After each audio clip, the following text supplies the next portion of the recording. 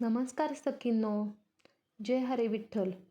सखींनो, 25 जुलै 2026ला शनिवार आषाढी एकादशी आहे आणि या एकाच दिवशी जर तुम्ही फक्त एक वस्तू दान केली तर भगवान विष्णू आणि माता लक्ष्मी दोघेही तुमच्यावर प्रसन्न होतात. घरातील पैशाची अडचण, कर्ज, आजारपण सगळं दूर होतं.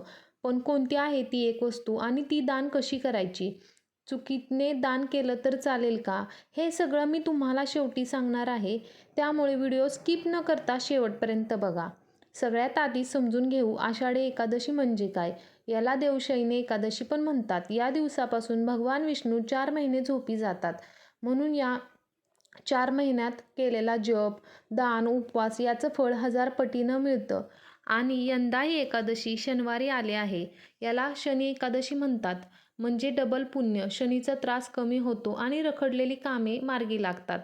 आता बघूया घरीच पूजा कशी करायची. सकाळी 4 ते 6च्या आत उठा. स्नान करा. पिवळे किंवा भगवे कपडे घाला.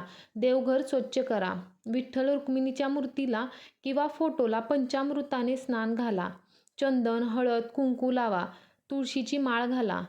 नैवेद्यामध्ये काय दाखवायचं आहे? गूळ, हरभरा डाळ, फळे, दूध, साखर. लक्षात ठेवा, तांदळाचा नैवेद्य अजिबात दाखवायचा नाही. तर दिवा लावा आणि ओम नमो वासुदेवाय हा मंत्र 108 वेळा म्हणा. तुळशीला 108 प्रदक्षिणा मारा. संध्याकाळी पुन्हा तुळशीपाशी तुपाचा दिवा लावा आणि जय हरी विठ्ठल असा जप करा. तर उपवासाचे नियम कोणकोणते आहेत? खोटं बोलायचं नाही. कोणाची निंदा करू नका. भांडण आणि राग टाळायचा आहे. दिवसभर नामस्मरण करा. तर या दिवशी तुम्ही फळे, दूध, दही, ताक, साबुदाणा, राजगिरा, शेंगदाणा, बटाटा खाऊ शकता. तांदूळ, गहू, कोणतेही डाळ, कांदा, लसूण हे काही खायचं नाही. सगळ्यात महत्त्वाचा भाग म्हणजे उपवास कधी सोडायचा आहे. तर पारणा म्हणजेच उपवास त्या दिवशी सोडायचा आहे. 26 जुलै 2026ला रविवारी आहे. सकाळी 6:05 ते 10:28 या वेळेत करायचं आहे. पण पारणा करण्यापूर्वी 3 कामे आधी करा. गाईला घास द्या. ब्राह्मणाला किंवा गरजूला अन्नदान करा. देवाला नैवेद्य दाखवा. मगच तुम्ही जेवण करा. तर आता सगळ्यात महत्त्वाचा भाग. ती एक वस्तू कोणती आहे जी दान करायची आहे? सखींनो, ती वस्तू आहे गूळ आणि हरभरा डाळ.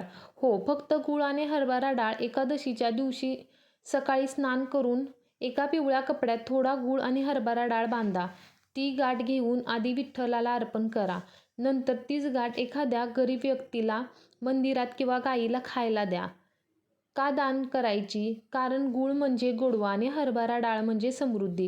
ही दोन्ही एकत्र दान केल्याने घरात पैसा टिकतो, कर्ज दूर होतं आणि भगवान विष्णूंचा आशीर्वाद मिळतो. दान कधी करायचं? सकाळी 10 ते 12 या वेळेत दान करा. हे उत्तम आहे. तर या 5 गोष्टी तुम्ही चुकूनही करायच्या नाहीत. तर तांदूळ खाणे, केस कापणे, नखे कापणे, झाडू मारणे, झोपून राहणे आणि मोबाईलमध्ये वेळ घालवणे, भांडणे करणे, दान करताना अहंकार करणे, मनातून दान करायचं आहे. तर शेवटी एक गुप्त मंत्र सांगते. दिवसभरात ओम नमो भगवते वासुदेवाय कृष्णाय नमः हा मंत्र 108 वेळा म्हणा. मनात इच्छा धरा. 24 तासात मार्ग दिसेल. तर सखींनो, ही होती संपूर्ण माहिती. गूळ आणि हरभरा डाळ दान करायला विसरू नका. व्हिडिओ आवडला असेल तर लाईक करा आणि तुमच्या मित्रमैत्रिणींना शेअर करा. कमेंटमध्ये जय हरे विठ्ठल आणि जय माता लक्ष्मी लिहायला विसरू नका. चॅनेलला सबस्क्राईब करून त्याच्या शेजारचं जे बेल आयकॉन आहे तेही प्रेस करा आणि पुन्हा भेटू नवीन व्हिडिओमध्ये. तोपर्यंत जय हरी विठ्ठल. जय जय रामकृष्ण हरी.